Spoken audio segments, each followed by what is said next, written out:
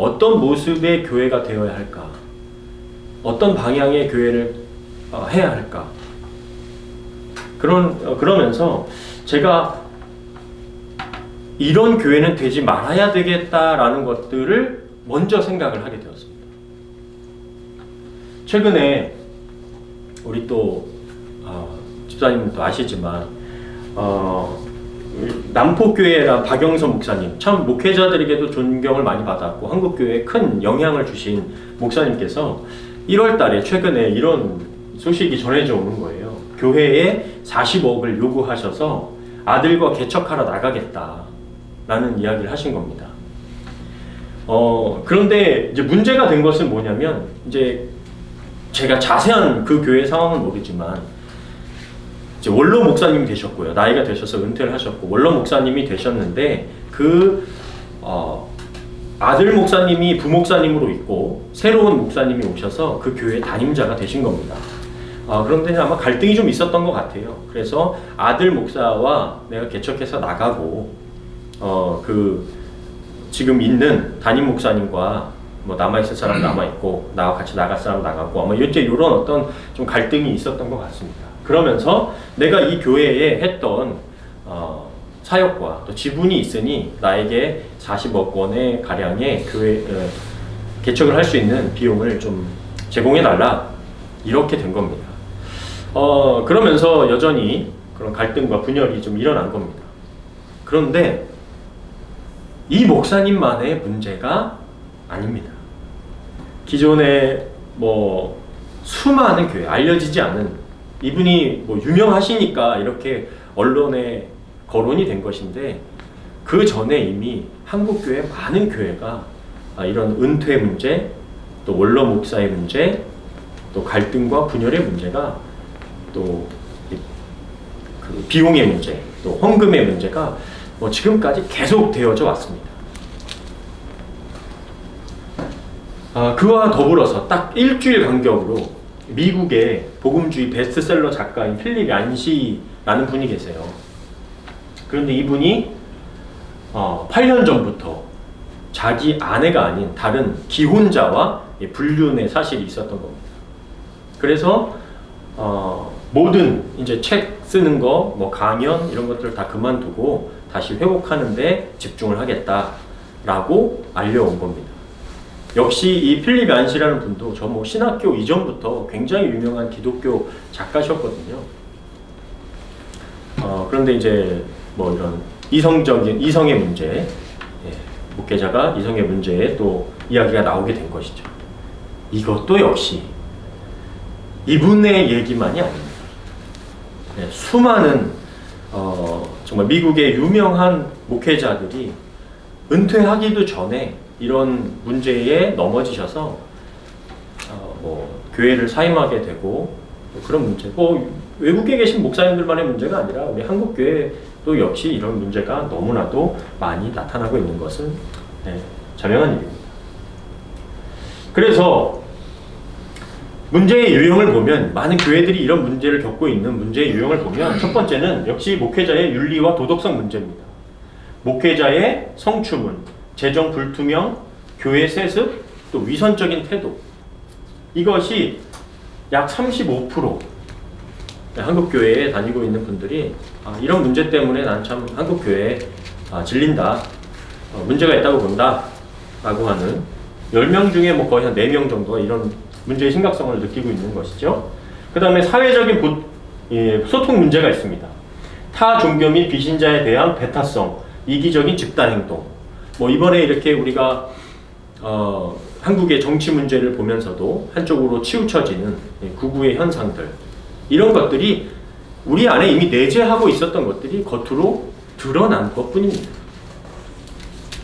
그 다음에 정치적인 편향성, 특정 이념, 극우 성향, 치우친 정치 참여 및 발언, 이런 문제들, 그런 것들이 한국 사회에서 볼 때 참 개신교가 문제가 있구나, 그쪽으로 치우쳐져 있구나 라는 것을 보게 되는 겁니다. 그 다음에 뭐죠? 세속화 및 양극화, 대형교회 중심의 물량주의, 기복신앙, 교회 내 빈부격차, 이런 것들이 우리가 뭐 큰 교회에 가서 안정적으로 그냥 나의 익명, 내 일이 내가 드러나지 않고 그냥 조용히 예배만 왔다 갔다 하는 그런 신앙생활을 하고 있는 모습 속에 보면 대형교회 중심의 어떤 저런 현상들이 굉장히 강하게 나타나고 있는 것을 보게 됩니다. 문제는요, 대형교회뿐만 아니라 이렇게 시작하는 개척교회가 대형교회화, 대형교회를 추구하고 있는 모습 속에 그런 것들이 자연스럽게 드러나 있다는 겁니다. 그렇지 않겠습니까? 저도 이렇게 교회를 시작해서 큰 교회가 되고 싶은 마음이 이미 저희 안에 자리 잡고 있는 거죠. 성도가 많아졌으면 좋겠는 거죠. 제 생활이 안정되었으면 좋겠다는 그런 마음이 제 안에 그냥 자연스럽게 스며들어 있는 겁니다. 그러면 무슨 생각을 하면서 교회를 운영하겠어요? 자연스럽게 저런 모습을 향해서 나아가는 겁니다. 내가 저렇게 하고 싶지 않아도 사람이 많아지고 물질이 많아지면 자연스럽게 저런 성향으로 나아간다는 거예요. 저는 그런 교회를 하고 싶지 않다. 그런 교회는 굉장히 위험하다라는 것을 느끼면서 개척을 시작하게 되었습니다. 교회에 대한 세상 사람들의 이렇게 뭐 댓글이라고 하죠. 그런 걸 보면 이렇습니다. 남의 불행은 사탄 탓, 자기 불행은 연단. 자기 중심적인 신앙생활을 하고 있는 거죠. 도덕적인 우월감은 있는데, 우리는 뭐 기독교인들은 도덕적인 우월감은 있는데 도덕적인 실천은 없다. 말과 행동이 따라가 주지 못한다. 하나 되지 못한다라는 거예요. 그래서 현실적으로 보면요, 2026년 현재 한국을 따지고 보는 겁니다. 한국에 10명 중에 2명이 나는 기독교인입니다 라고 말합니다. 10명 중에 2명이. 그런데요, 2명 중에 1명이 가나안 성도예요. 가나안 성도가 뭐죠? 안 나아가, 나 교회 안 나가 하는 성도를 거꾸로 표현하는 게 바로 가나안 성도입니다. 나 하나님은 믿어, 예수님은 믿어. 그런데 교회가 싫어서 나 교회는 안 나갈 거야 하는 게 바로 한국의 기독교인 중에 나 기독교인입니다 하는 게 10명 중에 2명인데 그 중에 1명이 가나안 성도라는 거예요. 그만큼 비중이 커졌습니다. 그 다음에요, 이제 향후 10년, 앞으로 10년 뒤면요, 10명 중에 1명으로 줄어들 겁니다. 이건 뭐 그냥 100%입니다. 정해져 있는 거예요. 우리가 뭐 어떻게 해서가 아니라 이미 저출산 문제부터 시작해서 그렇게 추세가 정해져 있는 겁니다. 그런데 앞으로 향후 10년간 10명 중에 1명이 어떻게 되느냐? 그 남은 1명이 60세 이상의 고령층이 될 겁니다. 잔인한 일입니다. 이제 뭐 되돌릴 수 있는 게 아니라 그냥 그렇게 정해져 있어요. 앞으로 10년간. 저출산, 이미지 추락, 교체 실패. 그러니까 다음 세대에게 우리가 신앙의 전수를 잘하지 못했다라는 거예요. 왜? 우리가 이런 모습들을 너무 보여주면서 기존에 한국에 계신 많은 분들에게 기독교의 뭐 이미지, 또 진짜 믿음을 가지고 살아가는 사람들의 모습이 그만큼 제대로 전달되지 못했다는 거예요. 그래서 우리가 지난번에 계속 말씀 나눴지만 여호수아에서 사사기로 넘어가면서 사사기에서 어떤 말씀을 했었죠?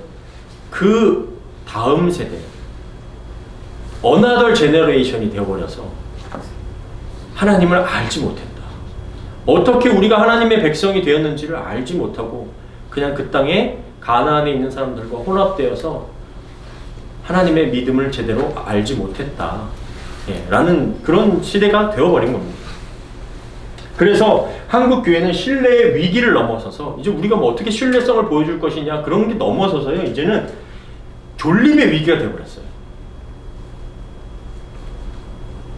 한국 교회가 남아 있으냐 못하냐 라는 그런 위기가 온 겁니다.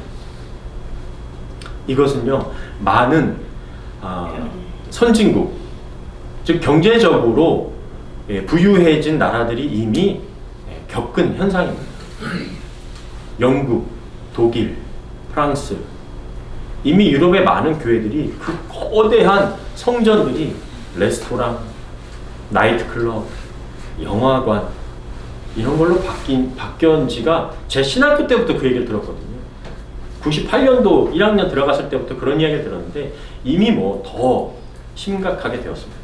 물론 이것이 우리가 뭐 절망적이다, 솔직하게 말씀드리면 굉장히 절망적인 상황인 것이죠. 그러나 하나님은 이 절망 속에서도 꽃을 피우시는 분이시고 진짜 신앙을 가진 사람들, 진짜 믿음을 가진 사람들을 통하여서 이 일들을 다시 회복시켜 나갈 것을 믿음으로 우리가 반응하며 신앙생활하면 될 줄 믿습니다. 그래서 이런 심각한 상황 속에서 우리가 신앙생활을 하고 있는데 최근에 나온 뉴스들을 또 보면요, 이게 지금 며칠 전에 나온 겁니다. 한 권에 120만 원 책 강매로 갈취한 돈 아내 주머니로. 이 사람이 전 뭐 처음 듣는 내용이었는데 뉴스에 나오더라고요. 가족을 연 끊고 구원받으라. 50억 갈취한 유튜버 교주. 자신이 내가 재림 예수다. 내가 인간의 몸을 입고 온 예수다. 인류가 곧 멸망할 거니까 가족과의 다 관계를 끊고 나를 믿어라. 그렇지 않으면 지옥 간다. 지금 인류가 곧 멸망할 거니까 재산 갖고 있으면 뭐하냐, 너 집 갖고 있으면 뭐하냐, 인류 멸망할 건데 돈을 바쳐라. 그래서 돈을 막 뜯어낸 겁니다. 알고 봤더니 자기는 호화 좋은 아파트에, 진짜 비싼 아파트에 살고 아내에게 돈 뭐 줘가지고 뭐 좋은 차 끌고 다니고 이런 일을 하고 있었던 거죠. 그 다음에 우리 뭐 신천지 이만희 교주 아시죠? 이 사람도 자기가 재림 예수라고 주장하는 사람이거든요. 뭐 정치가 개입했던 거 뭐 다 잘 아실 거고. 그런데 신천지의 60%가 20대라는 거예요. 청년들이 왜 이렇게 신천지에 끌리게 되는가? 이유를 찾아봤더니 뭐 이단들이 굉장히 열심히 있는 거 아시잖아요. 그 막 두세 사람이 이렇게 팀을 이뤄가지고 찾아가서 청년들이 얼마나 고민이 많습니까? 이 한국 사회상에 살아가는 청년들이. 그러니까 막 고민 많지, 너 힘들지, 너 이래서 안 되는 거야, 막 이러면서 끌어들이는 겁니다. 문제가 있다, 너 지금 너 환자다 지금, 뭐 이런 식으로 만드는 거예요. 고민과 상처, 시간 많은 청년들에게 접근해서 직책을 줍니다. 너 팀장 해라, 너 뭐 해라, 이렇게 하면서 하늘같이 대해준대요. 그러니까 청년들이 거기에 쏙 빠지는 겁니다. 근데 저는 놀라운 게 그거죠. 저런 데에 관심을 두고 빠지는 분들이 보면 기독교인들 중에 상당히 많은 사람들이 있다는 거예요. 그러니까 우리가 신앙을 가진 게 뭔가 문제가 있기 때문에 저런 곳에 자꾸 빠진다는 거예요. 전혀 신앙이 없는 사람들은 저런 데 잘 빠지질 않습니다. 그런데 신앙생활을 하던 사람들 중에 저런 곳에 빠진 사람들이 많아요. 그럼 뭐가 문제죠? 제대로 된 기독교 신앙을 깨닫지 못했거나 제대로 가르쳐주지 못했거나 이 두 가지 모두가 다 문제가 있다라고 보는 거죠. 이런 것에 빠지는 것, 그리고 사회적 관점과 기독교적 관점 두 가지로 나눠서 볼 때 사회적 관점으로 보면 한국 사회가 지금 개인들이 굉장히 고립되어 있다는 걸 느낄 수가 있어요. 외로워요. 미래가 불안합니다. 그리고 선택의 피로도가 굉장히 높습니다. 내가 어떤 선택을 해야 이 한국 땅에서 살아가야 할까? 그러니까 그것을 가지고 소속감을 주고요, 안전망을 주고 가스라이팅을 해서 이들을 끌어당기는 겁니다. 기독교적 관점에서 보면요, 기복주의의 변질. 한국 사회가 그동안에 교회 다니면 잘 된다, 성공한다. 근데 이런 것이 지금도 여전해요. 제가 한국에 가서 교회 가서 설교를 들어보면 제가 이 자녀들한테 얘기하지 않아도 듣고 나서 아빠 좀 이상한데? 라고 얘기할 정도로 그런 기복주의적인 설교에 너무 치우쳐져 있다는 것을 느낄 수가 있습니다. 교회의 신뢰 상실, 부실한 교리교육, 신비주의 이런 것들이 너무 한국 교회는 강합니다. 조금 과격한 표현을 쓰면요, 넥타이 맨 무당, 목사가요 넥타이 맨 무당 정도밖에는, 그렇게 비춰질 정도로, 죄송합니다 진짜 제가 목사지만 그렇게 표현하고 싶을 정도로 치우쳐진 신앙생활을 여전히 많이 하고 있는 것을 볼 수가 있습니다.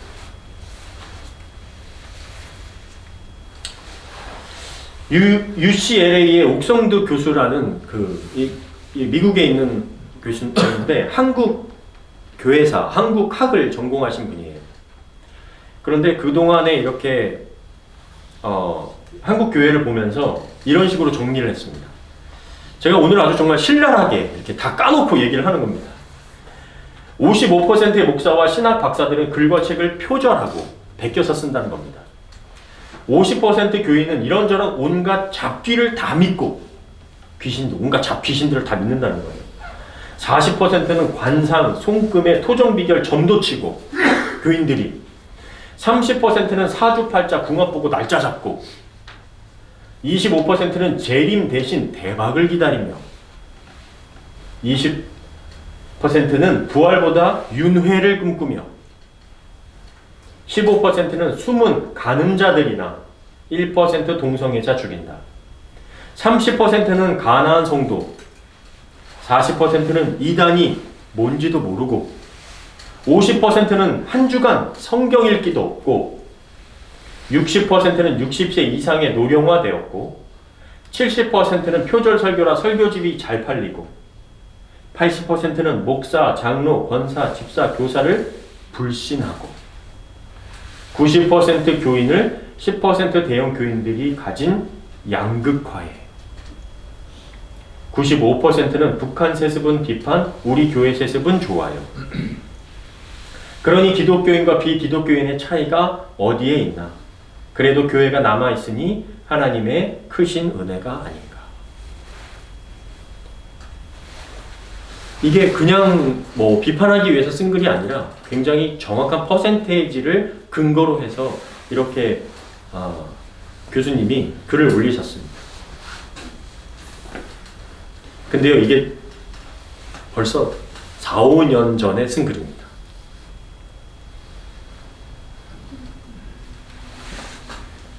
제가 가지고 있다가 뭐 이렇게 설교 시간에 신랄하게 할 일이 없기 때문에 가지고만 있었는데, 우리가 굉장히 정신을 차리고 신앙생활을 하지 않으면 흘러가는 대로 이런 신앙생활을 하게 되고, 하다 보니 지금 이렇게까지 오게 되었다는 것을 보게 됩니다.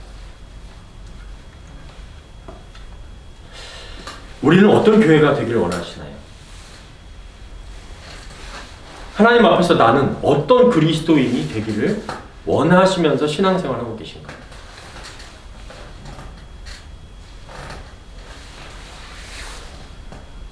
여러분들은 교회를 다니시면서 교회의 방향성 혹은 교회가 무엇인가? 교회란 뭐지? 그냥 내가 생각하는 목사가 왜 저래? 목사가 왜 무슨 저런 옷을 입었어? 목사가 무슨 저런 신발을 신었어? 목사가 무슨 저런 차를 끌고 다녀? 이러는 게 아니라 하나님이 원하시는 교회는 정말 어떤 교회여야 할까? 우리 교회 찬양이 왜 이래? 찬양팀이 왜 이래? 구역이 왜 이래? 속회가 왜 이래? 이런 문제가 아니라 하나님이 원하시는 성경적인 교회는 과연 어떤 교회일까를 진지하게 한번 성경을 보면서 생각해 보시고 고민해 보셨던 적이 있으신가요? 그래서 좀 고민 끝에 우리 예수가족교회는 어떤 교회가 되기를 생각하고 원하고 바라고 있나를 이 시대의 상황 속에서 우리를 부르셨으니 이런 방향으로 나아가면 좋겠다라는 것을 한번 고민하면서 정해 보았습니다. 저희 교회가 시작했던 예수가족교회의 이름을 정하게 된 말씀입니다. 그러므로 이제부터 너희는 외국인이나 나그네가 아니라 성도들과 똑같은 시민이며 하나님의 가족입니다. 우리는 하나님의 가족입니다 라는 이 제목, 그래서 우리가 예수가족교회라는 것을 함께 나누게 됐습니다. 그냥 교회를 쇼핑하듯이 다니면서 갔다가 이 교회 좀 마음에 안 들어. 아유, 또 담임 목사님 저러네. 또 다른 교회. 또 다른 교회 갔다가 이 교회 저 교회 이렇게 막 쇼핑하듯이 다니면서 생각보다 우리가 그런 신앙생활 하기가 쉽습니다.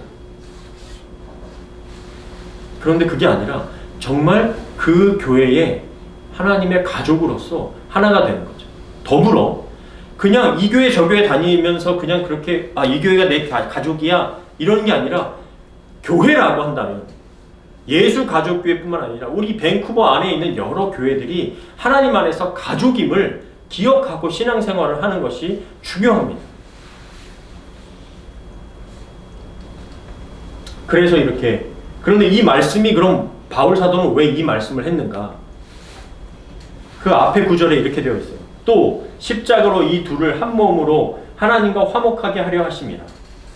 원수된 것을 십자가로 소멸하시고 또 오셔서 먼데 있는 너희에게 평안을 전하시고 가까운 데 있는 자들에게 평안을 전하셨으니 이는 그로 말미암아 우리 둘이 한 성령 안에서 아버지께 나아감을 얻게 하려 하십니다.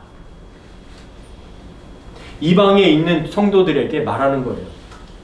이방에 있는 교회들에게 말하는 겁니다. 이제 유대인들만이 하나님의 백성들이 아니다. 유대인이나 우리 한국인이나 캐나다인이나 미국인이나 상관없이 십자가에서 예수 그리스도께서 찢기시면서 우리를 하나 되게 하셨다. 먼저는 하나님과 우리가 하나 되게 하시고 화목하게 하시고 그 다음 우리가 서로 간에 아이든 어른이든 한국인이든 외국인이든 십자가 안에서 하나님과 하나 되어서 우리가 이제 가족이 되게 하셨다 라는 그 놀라운 말씀을 전하신 겁니다. 그래서 우리가 하나님 안에서 가족입니다. 여러분 아셨는지 모르겠지만 우리 예수가족교회 로고가 있습니다. 고민을 하는 가운데 이제 이렇게 만들게 되었는데요. 오늘 또 집사님 오셨으면은 좀 홍보를 좀 하려고 했는데, 우리 집사님께서 또 디자이너분 통해 가지고 이렇게 작업을 좀 하게 됐습니다. 한국 이름은 우리 예수 가족교회고요. 근데 이미 여러분 우리가 여기 이제 그 체리티 기관으로서 등록이 되어 있거든요, 캐나다에. 그런데 이미 지저스 패밀리 처치 이런 이름은 있더라고요. 그래서 펠로우십 처치로 영어 이름은 등록이 되어 있습니다. 그리고 이 그림은 어떤 그림이냐면 저희가 이렇게 먼저 집에서 시작하게 됐잖아요. 각 집이 될 수도 있고 각 비즈니스가 될 수도 있습니다. 이렇게 그 안에 각 가정에 십자가가 세워지고 예수님으로 각 가정이 우리 안에서 가정이 되는 그런 마음을 담아서 저 로고를 좀 만들게 되었어요. 그래서 이렇게 예수 가족교회 좋은 의미가 있는 우리 교회의 로고입니다. 예수 가족교회는 우리 이 세상 가운데 또 특별히 이민교회로서 어떤 모습의 교회로 세워져 갈 것인가 방향성을 좀 잡아가고 싶습니다. 그래서 나는 어떤 교회로 살아갈 것인가? 먼저 우리의 미션입니다. 사명. 성공의 언어를 버리고 은혜와 동행의 하나님 나라를 증언하는 교회가 되기를 원합니다. 예수 가족교회는 성공과 능력이 아닌 은혜와 동행의 언어로 하나님 나라를 증언하는 에클레시아. 이게 이제 교회거든요. 부르심 받은 모임, 이걸 교회라고 불렀습니다. 부르심을 받은 모임, 에클레시아가 되기를 원합니다. 우리는 빠르게 커지는 교회보다 천천히 회복되는 한 사람을 주목하고 결과를 증명하기보다 우리가 드디어 200명이 됐습니다. 500명이 됐습니다. 우리가 10년 됐습니다. 30년 됐습니다가 아니라 끝까지 함께하기를 선택함으로 이 시대 한가운데서 복음의 다른 이야기를 살아내고자 합니다. 복음으로 살아가는 게 중요하죠. 그래서 로마서 12장 2절 너희는 이 세대를 본받지 말고 마태복음 1장 12절 처녀가 임신하여 아들을 낳을 것이며 그의 이름을 임마누엘이라 부를 것이다. 임마누엘이 뭐죠? 하나님이 우리와 함께 하신다. 하나님이 우리와 함께 하시는 것을 증거하는 교회가 되기를 원합니다. 네, 그래서 두 번째, 우리의 목적입니다. 누가 좀 한번 크게 읽어주면 좋겠는데요. 우리 리안이 읽을 수 있지? 요 까만색 첫 번째 거 한번 읽어줄까? 시작. 소비하는 선양에서 살아나는 선양은. 네, 소비하는 신앙에서 살아내는 신앙으로. 그렇습니다. 교회의 목적은요, 사람을 모으는 데 있지 않고 한 사람이 변화되어서 생활 신앙인, 그냥 신앙 생활을 하는 게 아니라 생활 신앙인, 제자가 되는 것입니다.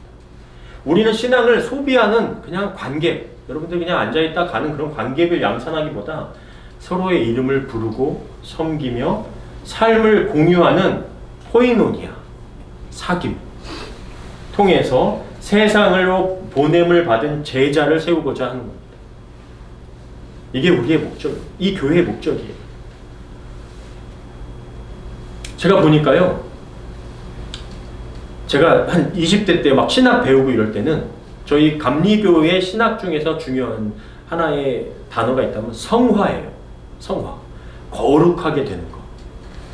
좀 그래서 어느 정도 뭐 예를 들어 지금 다 20대니까 지금은 안 되겠지. 나중에 내가 한 60대, 70대 정도 되면 난 진짜 거룩한 사람이 될 수 있겠지. 라는 생각을 한 적이 있습니다. 점점 차츰차츰 깊어지면서 거룩한 사람이 되는 어떤 그런 이상적인 모습이 있었습니다. 근데 이 이야기를 한 우리 감리교의 존 웨슬리라는 18세기의 유명한 목회자가 있는데 그 목사님도 무슨 얘기를 했냐면, 그러니까 성화가 연륜이 쌓이면 뿅 하고 이루어지는 게 아니다 라는 이야기를 했어요. 다시 말하면 쉽지 않다는 겁니다. 저도 뭐 아직도 젊지만 지금까지 보니까 이게 성화가 될까? 라는 생각이 들 정도입니다. 왜요?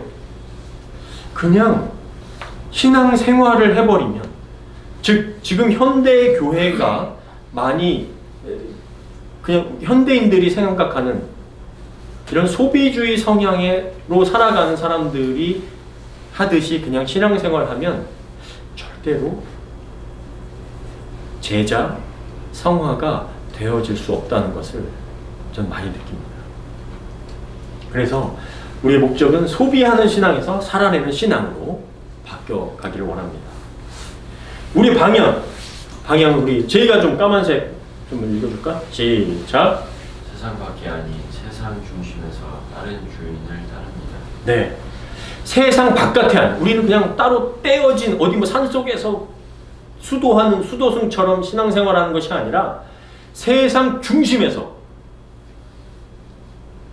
다른 주인을 따르는 그런 신앙생활을 하기를 원합니다. 우리는 세상 바깥에서 비판만 하는 교회가 아니라 세상 안에서 너희는 세상의 빛과 소금이다. 세상의 빛과 소금이지 세상 밖의 빛과 소금이 아니라는 것입니다. 세상 안에서 다른 기준으로 숨쉬는 교회가 되기를 원합니다. 효율과 규모가 지배하는 세상 속에서 우리는 의도적으로 느리고 작고 낮은 길을 선택할 것입니다. 이 선택은 실패가 아니라 오직 예수 그리스도만을 주인으로 모시겠다는 우리의 가장 강력한 예배로 드려질 것입니다.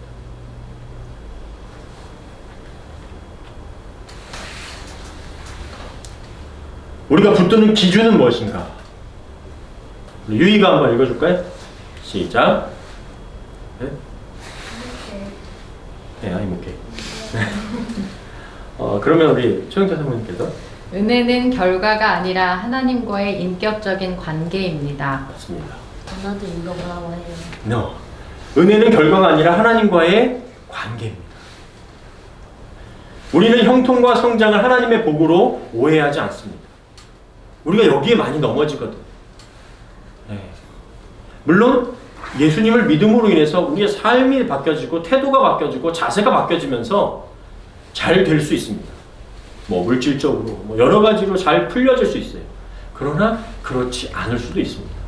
그러니까 그것을 가지고 우리가 너무 하나님의 은혜로 치부해서 그런 쪽으로 편향되는 신앙생활을 하지 않기를 원한다는 거죠.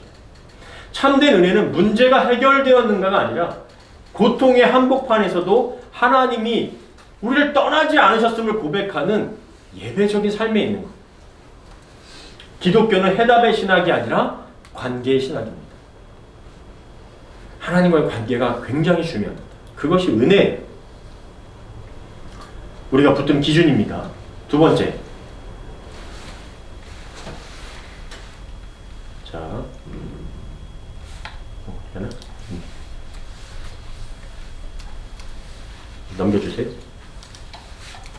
두 번째. 자, 우리 누가 리아가 한번 읽어줄까? 시작. 우리는 잘된 사람보다 곁에 있는 사람을 봅니다. 네, 맞습니다. 예수가족교회는요, 성공한 모델. 누가 잘 돼서 여기서 막 간증하고 이런 게 아니라 상처 입은 사람, 회복이 더딘 사람, 예수님이 먼저 다가가실 것 같은 사람. 성경에 보면 예수님이 누구한테 먼저 다가가셨죠?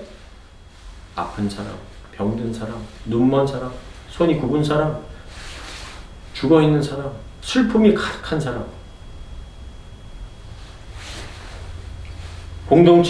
그런 사람을 공동체의 소중한 지체로 삼기를 원합니다. 이것이 우리를 먼저 찾아와 주신 예수님의 방식이기 때문이죠. 우리가 이런 기준이 있을 때, 우리가 어떤 쪽으로 나가야 되겠다라는 생각이 들게 되더라고요. 이런 기준을 잡아가는 게 굉장히 중요하다는 것이죠. 제가 예전에 한번 얘기한 적이 있습니다. 제가 그 일산과 파주, 약간 시골 같은 곳에서 개척을 했을 때, 개척을 하니까요, 그 목사님들이 많은 그런 이야기를 하시죠. 개척하면, 죄송합니다. 여기는 해당되는 게 아닙니다. 예. 개척을 하면 정상적인 사람은 거의 안 온다. 이런 이야기가 있거든요. 이게 무슨 얘기냐면, 개척을 했더니 아픔이 있는 사람들이 오시는 거예요. 힘든 사람이 오세요. 특별히 한국은 더 그렇더라고요. 술에 취하신 분이 오시고 막 그래요. 그래서 어느 날 제가 막 기도하다가, 하나님, 저희 교회도 좀 힘이 있으신 분들 좀 이렇게 오서 같이 함께 예배를 위하여 하실 분들이 오시면 좋겠어요. 막 기도했어요. 그런데 정말 하나님께서 제 뒤통수를 탁 치시는 것 같은 그런 깨달음이 오는데, 교회가 그런 사람들이 안 오면 누가 오니? 그러면서 저를 또 제 모습을 비춰주면, 너는 괜찮냐? 그 뒤로 술에 취해서서 금요 예배에 오시는 그분이 달라 보이시더라고요. 왜 저분은 이렇게 술에 취하셔서 아침부터 어디 나가서 술이 없으면 못 사셨던 거예요. 그만큼 힘들었던 거예요. 근데 그게 안 보이고 술 취한 것만 보이는 거죠. 교회는 그런 분들이 오시는 겁니다. 우리 교회에 술 마시고 저 뒤에 앉아 계셔도 그게 감사하게 느껴지실 수 있는 그런 교회가 되기를 원합니다.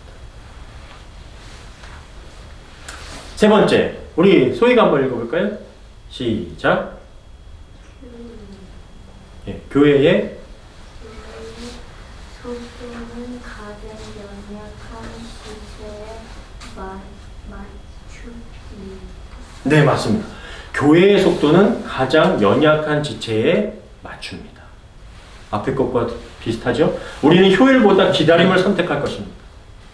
이 느림은 비효율이 아니라 속도, 능력주의, 물질주의, 외형주의, 기교에 저항하며 우리가 서로를 위해 돌보고 기도할 줄 아는 그런 섬김이 있는 교회가 되기를 원하기 때문입니다. 네 번째는 우리 이소준 선생님께서 한번 해주시죠. 우리는 자신의 능력을 증명하지 않아도 되는 안전한 품이 되길 원합니다.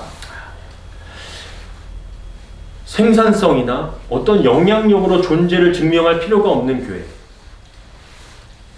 아무것도 할 수 없는 날에도 머물 이유가 충분한 곳, 존재 자체로 여러분들은 환영받고 환대받는 예수의 가족이 되는 그런 교회가 되고 싶습니다. 헌금이 없어도 됩니다. 그냥 와서 예수님의 품에 안길 수 있는 그런 교회. 어떤 내가 섬길 수 없어도 예수님 안에서 사랑을 느낄 수 있는 그런 가족 같은 교회가 되기를 원합니다. 우리 5번째 고모께서 알려주시죠. 예수 가족의 리더십을 내려오므로 공동체들이 되길 원합니다. 네. 뭐 저뿐만 아니라 우리 예수 가족 교회에 계신 분들은 다 리더라고 볼 수가 있죠. 예수 가족 교회 리더는 앞서 달리는 사람이 아니라 함께 낮아지고 책임지며 뒤에 남을 수 있는 사람. 우리는 성과로 자신을 증명하는 리더십이 아니라 자신의 한계를 숨기지 않고 공동체의 짐을 함께 지는 리더십을 지향합니다. 말보다 리더의 선택과 삶의 방식이 이 교회의 신학이 되며 맡겨진 권한은 위에서 행사되기보다 섬김을 통해서 신뢰가 되어져 서로에게 힘이 될 수 있는 그런 교회가 리더십이 되기를 원합니다. 6번째, 우리 복음은 세대의 깨우침 속으로 들어가는 거룩한 낭비입니다. 네. 우리는 복음을 상품화하지 않겠습니다. 우리는 복음을 확장이나 성과를 증명하는 수단으로 사용하지 않습니다. 복음은 효율을 따지지 않는 낭비와 같은 사랑입니다. 예수님께서 그러하셨듯이 하나님이신 하나님의 아들이 이 땅 가운데 내려오신 것 얼마나 낭비입니까? 얼마나 시간과 물질과 모든 그 권세를 낭비하신 것 아니겠습니까? 누구를 위해서? 우리를 위해서 죽기까지. 그것이 교회여야만 하는데 우리가 자꾸 효율을 따지고 성능을 따지고 능력과 어떤 돈의 그 힘을 자꾸 따지게 되었던 것 아닌가. 그런 본질을 좀 우리가 회복하고 찾아가는 교회가 되기를 원합니다. 우리는 이 사랑을 들고 세상에 소외된 이웃에게 다가가 그들의 가족이 되어주는 선교적인 교회가 되기를 원합니다. 네.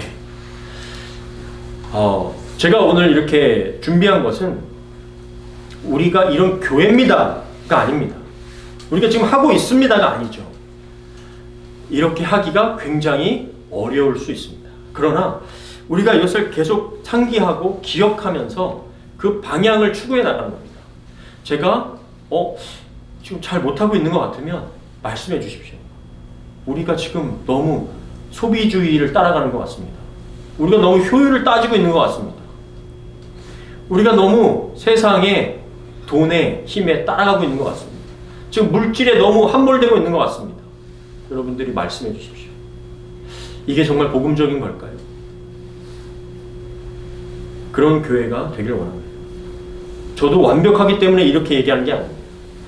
이것이 성경에서 말하고 있는 교회니까 우리가 이런 교회를 좀 추구했으면 좋겠다 생각하고 또 기도하며 함께 나가길 원하고요. 다음에 또 모이셨을 때는 예배 순서도 서로를 위해서 기도해 주는 걸 더 하기 원하고요. 하나님의 말씀에 더 깊이 있게 우리가 함께 고민하고 생각을 나누는 그런 예배가 되었으면 좀 좋겠습니다. 그런 마음으로 우리 함께 기도해 주시고 우리 예수가족교회 방향성을 위해서 함께 기도하며 생각하는 저와 여러분 다 되시기를 주님의 이름으로 간절히 바랍니다.